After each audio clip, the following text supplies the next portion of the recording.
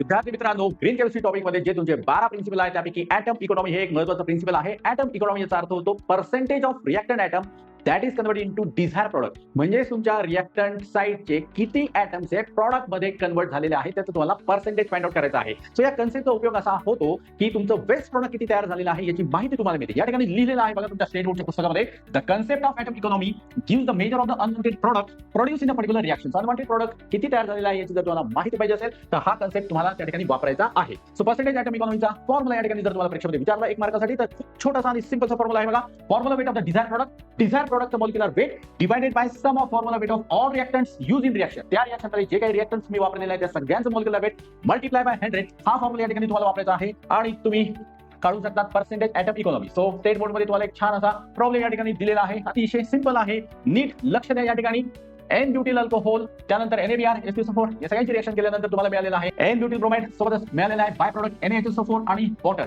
So तुमचा interest या ठिकाणी बाळांनो आहे डिझायर प्रोडक्ट मध्ये. हे तुमचं आहे डिझायर प्रोडक्ट. आपल्याला जे अपेक्षित आहे ते एन ब्युटिल ब्रोमाइड आहे. सो पर्सेंटेज ॲटम इकॉनॉमी याचा अर्थ की ह्या डिझायर प्रोडक्ट मध्ये तुमच्या रिएक्टंटचे किती ॲटम्स हे फायनली आलेले आहेत त्याचं पर्सेंटेज. सो ह्या ठिकाणी तुम्हाला फक्त मॉलिक्युलर वेट घ्यायचं आहे. डिझायर प्रोडक्टचं NaHSO4 किंवा वॉटरचं मॉलिक्युलर वेट तुम्हाला घ्यायचं नाही आहे आणि डिवाइडेड बाय सर्व रिएक्टंटचं मॉलिक्युलर वेट ह्या ठिकाणी तुम्हाला कॅल्क्युलेट करून लिहायचं आहे. सर्व रिएक्टंट येतील, डिझायर प्रॉडक्ट फक्त एकच असणार ज्याचं मॉलिक्युलर वेट तुम्हाला या ठिकाणी न्यूमरेटर मध्ये घ्यायचं आहे. आणि हे सॉल्व्ह केल्यानंतर फायनली या ठिकाणी बघा हा प्रॉब्लेम सॉल्व्ह आहे.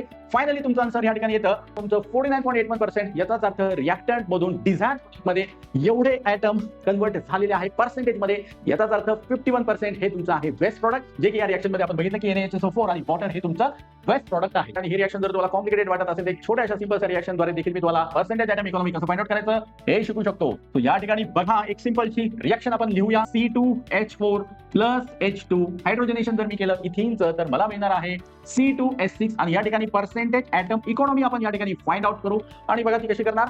डिझायर प्रॉडक्ट जे आहे तुमचं एकच आहे, बाय प्रॉडक्ट इथं एकही नाही. इथेनचं मॉलिक्युलर वेट जर तुम्ही कॅल्क्युलेट केलं तर ते येणार आहे 30, कार्बन ॲटॉमिक मास 12 24 आणि हायड्रोजन 6 30. आणि रिएक्टंट साइड मध्ये सर्वांची जर तुम्ही या ठिकाणी ॲटॉमिक मास वरून मॉलिक्युलर वेट जर फाइंड आउट केलं तर ते देखील असणार आहे 30 मल्टिप्लाय बाय 100. याचाच अर्थ ह्या ठिकाणी बाय प्रॉडक्ट काहीच फॉर्म न झाल्या कारणाने ॲटम इकॉनॉमी आलेली आहे 100%. म्हणजे सर्वच रिएक्टंट ॲटम हे तुम्हाला प्रॉडक्ट मध्ये या ठिकाणी दिसत आहे. सो अशा पद्धतीने गुड ॲटम इकॉनॉमी म्हणजे 100% सर्वच्या सर्व ॲटम्स डिझायर प्रॉडक्ट मध्ये कन्वर्ट झालेले आहेत. आणि जे तुमचं स्टेट बोर्डचं एक्झाम्पल आहे त्यामध्ये आपण आताच बघितलं की 49.81% हे ॲटम इकॉनॉमी आलेली आहे. याचा अर्थ 51% हे तुमचं बाय प्रॉडक्ट आहे, अनवॉन्टेड प्रॉडक्ट आहे. सो आय होप सो की आता कन्सेप्ट तुमचा व्यवस्थित क्लिअर झालेला आहे. सो अशाच पद्धतीच्या जबरदस्त व्हिडिओसाठी सबस्क्राईब करा आपलं Marathi YouTube channel Gaikwad chemistry.